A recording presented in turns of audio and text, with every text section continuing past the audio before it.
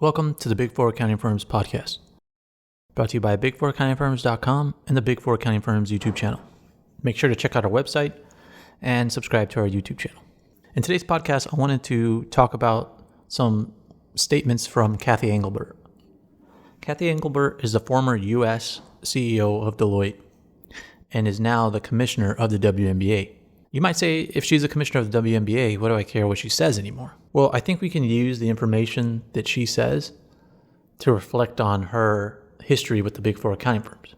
And she recently made some statements about spreadsheets when she was talking about the WNBA. And she said that when she was negotiating for players in the WNBA, that she had to take a look at the spreadsheets for compensation, because she said that no spreadsheet ever yielded a great result for women. I mean, this is a blanket statement. It's pretty shocking. And I mean, it tells us her belief, right? She believes that all women are being held back. And from me, nobody would say that unless it was from personal experience. So the personal experience that she has for the large majority of her life is working for Deloitte, right?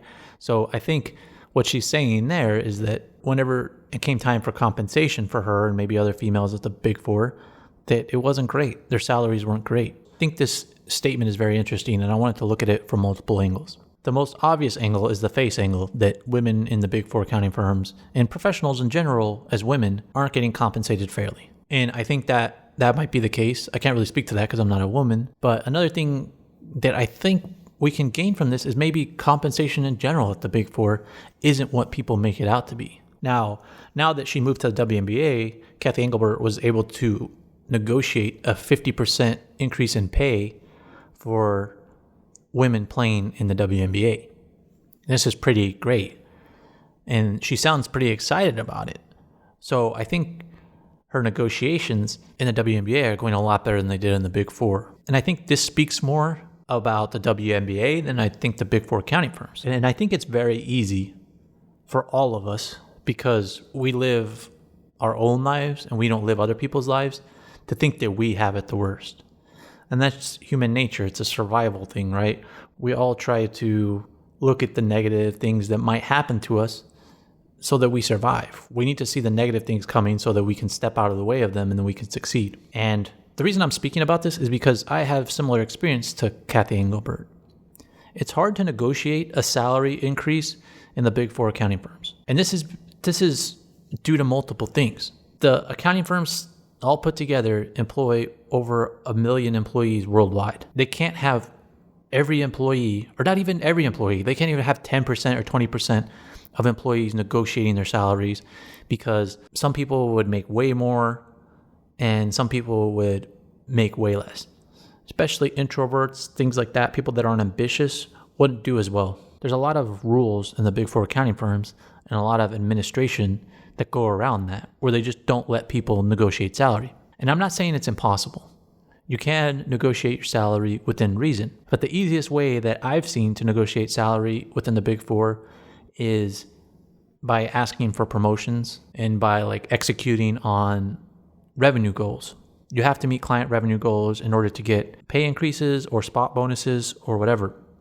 But you can't go into the Big Four accounting firms, even if you sell a lot of work, and expect a 50% bump in pay or a 50% bonus, unless you're a partner.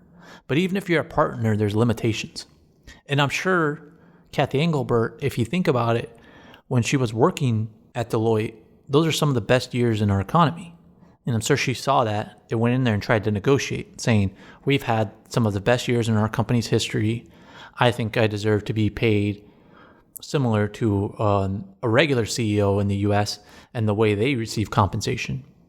But that's hard to do a one-for-one on that, because in a lot of those companies you get equity.